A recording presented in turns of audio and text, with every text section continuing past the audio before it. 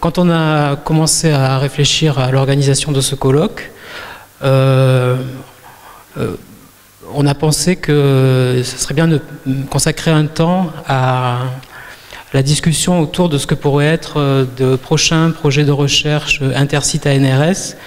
puisque l'une des particularités du colloque, c'est d'avoir été organisé par les 4 sites ANRS d'Afrique de l'Ouest et centrale. Et c'est ce qui m'a donné l'idée de faire cette présentation, qui en fait n'est pas la présentation de résultats de recherche, mais qui est la présentation d'un projet, et qui d'ailleurs va être court et très simple.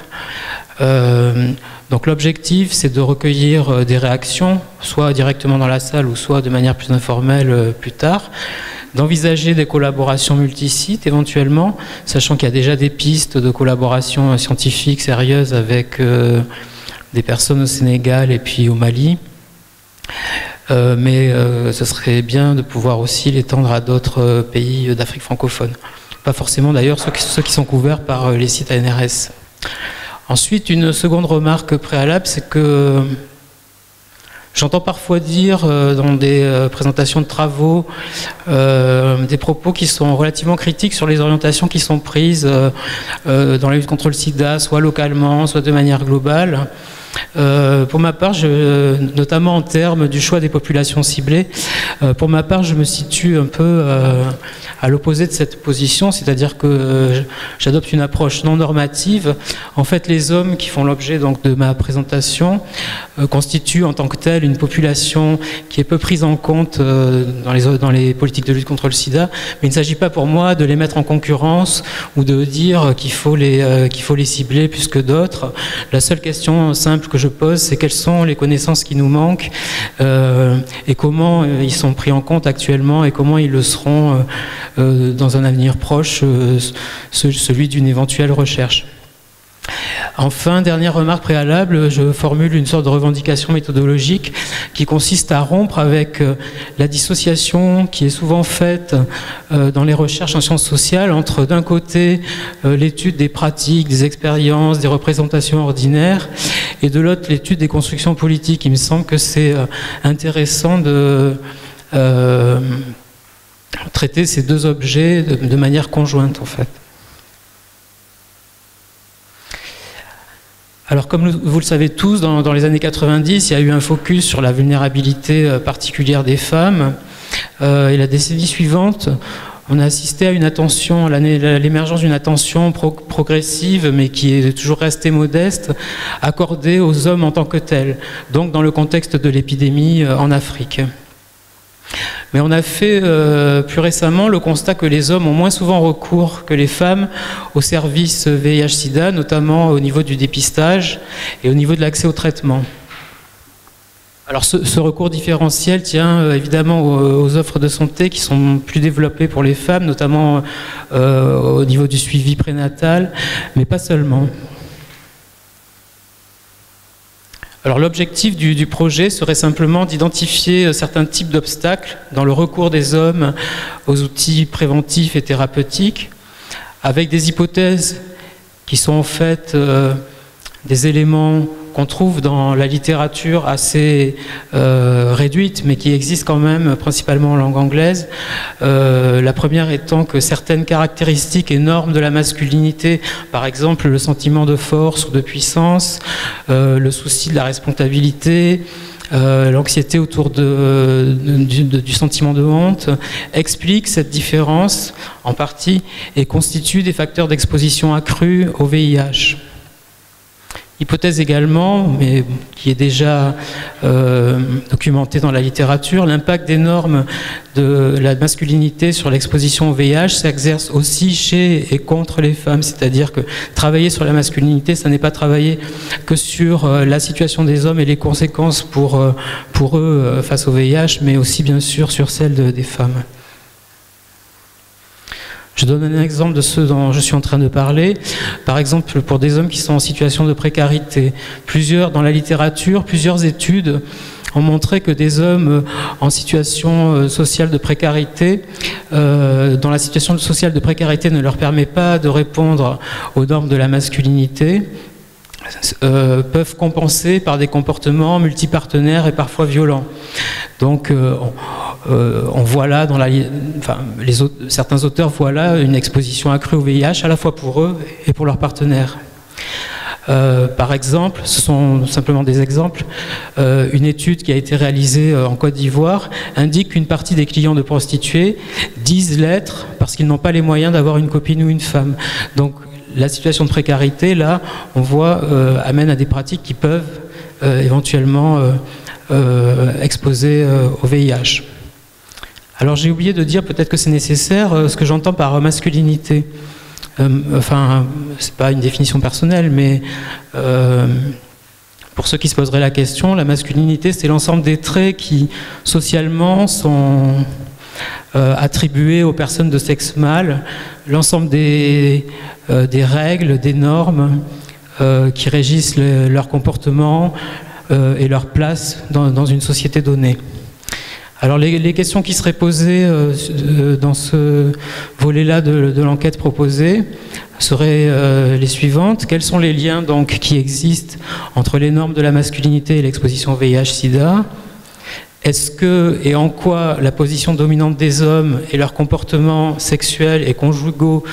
dans le cas des relations hétérosexuelles favorisent cette exposition? Sachant que, comme je le disais, il existe une littérature, mais relativement réduite en anthropologie, avec des choses d'ailleurs pas mal, assez belles même, des ethnographies de longue durée, mais principalement en langue anglaise et sur des zones géographiques, Afrique australe, Afrique de l'Est. Pour ce qui est de l'Afrique francophone, il y a beaucoup moins d'études, et il y a bien sûr les travaux très intéressants de Blandine Bila et de Marc Aigro, et il y a aussi des choses qui ont été faites en Côte d'Ivoire, dont a parlé Annabelle de Grédulou ce matin, au sujet du volet anthropologique, avec les travaux d'Annick Tijoux-Traoré, mais qui sont moins directement consacrés à la masculinité, mais qui portent sur les hommes et les relations avec les femmes. Donc, les opérations de recherche autour de ce premier volet consisteraient à étudier les conceptions ordinaires du sida chez des hommes non infectés par le VIH et le lien éventuel entre normes de la masculinité et exposition au VIH, sachant qu'il fut un temps, et comme on est dans un colloque qui regarde un peu le passé, et notamment le passé des colloques, où la question des représentations sociales était vraiment à l'honneur dans les recherches autour du VIH/SIDA en Afrique, on voit bien qu'elle fait partie des questions qui ont complètement, disons, qui ont presque disparu finalement des objets de recherche, et il me semble que ça serait intéressant quand même de les remettre à l'ordre du jour, parce que quand on s'intéresse à la façon dont le sida est conçu, il y a quand même des choses très intéressantes à explorer qui sont finalement assez peu documentées, il me semble, sur les études récentes. Ensuite, il y aurait un volet aussi à mettre en place autour de le rapport plus spécifique au sida et aux normes de la masculinité des hommes qui sont infectés par le VIH, voir quel lien il existe entre l'expérience de la séropositivité et les normes de la masculinité. Alors, un deuxième grand volet de cette étude porterait donc sur l'aspect politique du problème. À partir de cette question, quelle a été, quelle est et quelle sera la place des hommes et des masculinités dans les dispositifs et les programmes de lutte contre le VIH/SIDA en Afrique francophone? Alors on sait qu'actuellement les bailleurs orientent principalement l'action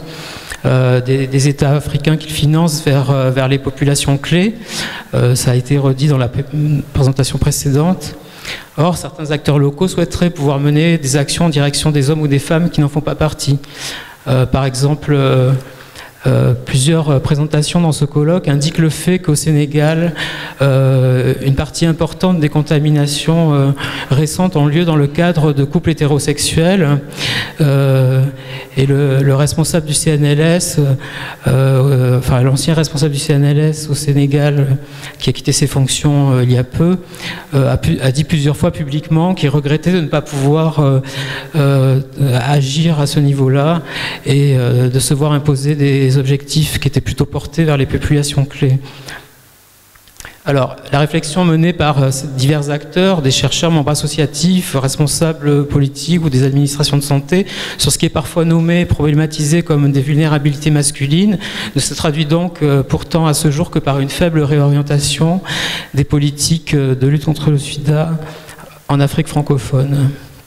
Donc l'objectif serait d'analyser cette prise en considération politique des hommes et des masculinités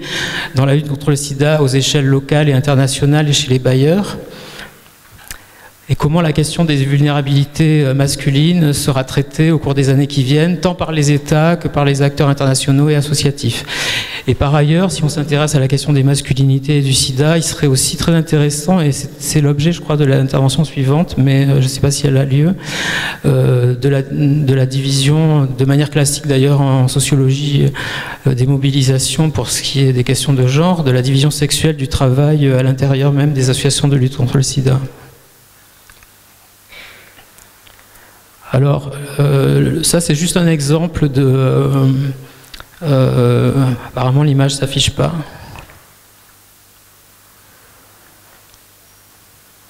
Bon, c'est pas grave, c'est une image qui mettait en scène un couple, une femme enceinte avec son compagnon ou mari derrière, et qui indiquait que l'homme allait accompagner la femme pour son suivi. Donc ça, c'est une campagne qui a été réalisée récemment en Côte d'Ivoire par l'USAID, le PEPFAR et puis Johns Hopkins CCP. Sachant que Johns Hopkins CCP vient aussi de lancer un appel d'offres pour la mise en œuvre d'un programme qui s'intitule Frères pour la vie et qui est décrit comme ça, un programme qui promeut les normes masculines positives et encourage l'utilisation des services de santé tels que le dépistage du VIH, la participation des hommes dans la prévention de la transmission de la mère à l'enfant du VIH et leur implication dans la santé en général. Paola Tabet, qui est une anthropologue, il y a quelques décennies, a élaboré une théorie qui stipule l'existence d'un continuum dans les formes de relations sexuelles entre hommes et femmes qui impliquent un échange économico-sexuel, ces formes allant du mariage à la prostitution. Donc, dans cette théorie de Paola Tabet, les hommes, en vertu de leur position dominante, disposent des femmes contre rétributions diverses qui peuvent aller du mariage à la prostitution. Alors pour elle, pour Paola Tabet, les cas de figure qui ne correspondent pas à cette règle seraient des exceptions, mais qui n'entraînent jamais ce qu'elle appelle une rupture dans le continuum et qui serait en fait une inversion de la loi qu'elle met en évidence. Dans la théorie de Paola Tabet, les catégories de sexe sont fortement homogénéisées, en particulier celles des hommes. Appréhender cette question de l'échange économico-sexuel par le prisme des masculinités permet à la fois de dévoiler le point de vue masculin sur l'échange, mais aussi la diversité des positions masculines selon divers critères tels que par exemple l'âge, la classe sociale, la religion et sans doute aussi le contexte social. Parce que s'il est difficile de nier la domination masculine, il n'est pas plus facile de nier le fait que les hommes sont loin d'être égaux et que parmi eux, les situations sont extrêmement diverses. Donc considérer les hommes comme une catégorie homogène ne permet pas de comprendre en fait ce qui se passe dans bien des cas. Donc, les objectifs de cette enquête seraient d'orienter le regard vers certains aspects qui n'ont jamais été étudiés de ces échanges économico-sexuels, quand bien même l'observation ethnographique les laisse clairement apparaître. Pour avancer dans ces questions, parce que des travaux quand même assez nombreux sont menés en Afrique sur ces sujets, mais il en reste beaucoup à mener encore, il serait intéressant de désexualiser cette problématique pour y intégrer la dimension affective. Par exemple, on constate que des ruses féminines consistent à profiter des largesses masculines en évitant que les relations sexuelles envisagées ne soient consommées. Donc dans un cas pareil, l'échange économico-sexuel finalement n'est plus sexuel. Et donc cette dimension-là mérite aussi tout à fait d'être étudiée. Ensuite, pourrait être étudié, je parle depuis Abidjan, puisque moi c'est ici que je vis et que j'observe la situation qui m'inspire la proposition. On pourrait ensuite étudier des phénomènes qui pourraient s'apparenter à une forme d'inversion de l'échange économico-sexuel, et notamment le cas des hommes qui sont rétribués par leurs partenaires féminines dont l'existence n'a jamais été étudiée, quasiment jamais en sciences sociales, bien que cette situation soit de notoriété publique à Abidjan. Et au-delà d'Abidjan, même si c'est moins visible, elle existe tout à fait dans d'autres villes où j'ai vécu, telles que par exemple Bamako. Et pour faire appel à quelqu'un qui dit la même chose que moi, et qui aura peut-être plus de crédit, Eliane Delatour, qui est une anthropologue qui a longtemps travaillé à Abidjan, qui a écrit beaucoup de textes, notamment sur les ghettomanes, et qui a fait aussi des films qui mettent en scène les groupes sur lesquels elle a travaillé d'un point de vue ethnographique, écrit au passage, comme ça dans l'un de ses articles, un garçon qui vend ses charmes à une femme plus âgée, pratique courante, ne se considère pas comme un prostitué ou un gigolo dévalorisé. Ça, c'est au sujet d'Abidjan qu'elle écrit ça. Donc là, ces pratiques signent-elles une rupture dans le continuum, pour reprendre l'expression de Paola Tabet, pour qui aucune de ces pratiques en fait n'en signe un, ou une inversion de l'échange économico-sexuel, et que relève-t-elle de l'évolution des rapports de genre? Donc voici juste un exemple de ce qui pourrait être mené comme étude, au-delà de la question stricte des rapports entre masculinité et VIH, sur l'évolution des normes de la masculinité et des rapports de genre dans différents pays d'Afrique francophone. Je vous remercie.